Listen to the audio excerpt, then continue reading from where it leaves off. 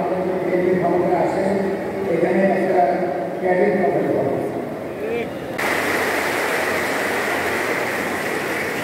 Cadet college দুই জায়গায় মানুষ থাকবে, একটা থাকবে মহিলা ক্যাডেট কলেজ, একটা থাকবে পুরুষ ক্যাডেট কলেজ।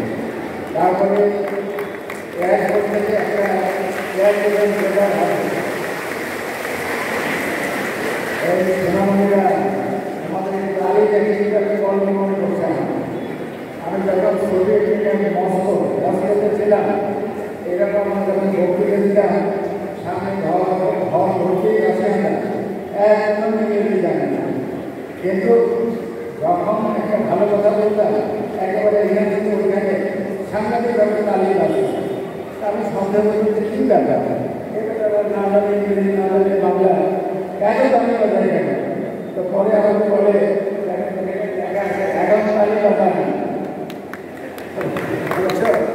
তোমাদেরকে বলে দিয়েছি বলে তোমার চাকরি হয়ে গেছে।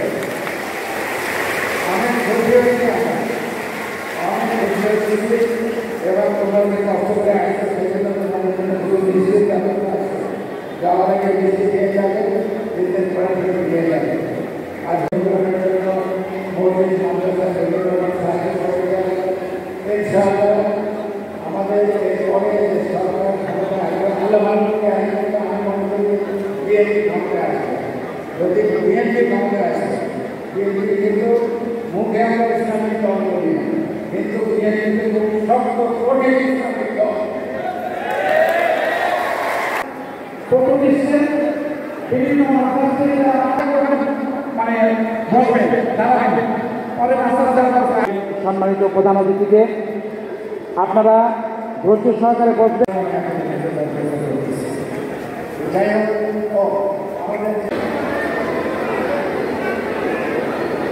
আজকে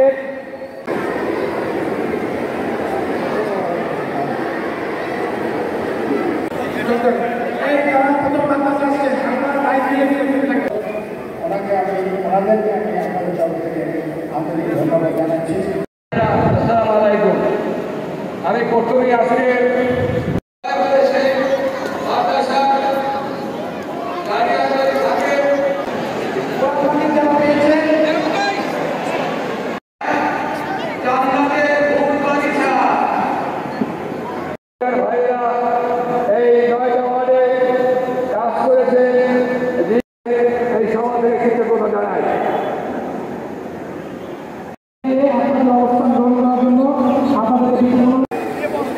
বিশেষ করে দলীয় নেতাকর্মী আছেন, আপনাদের কোন রকম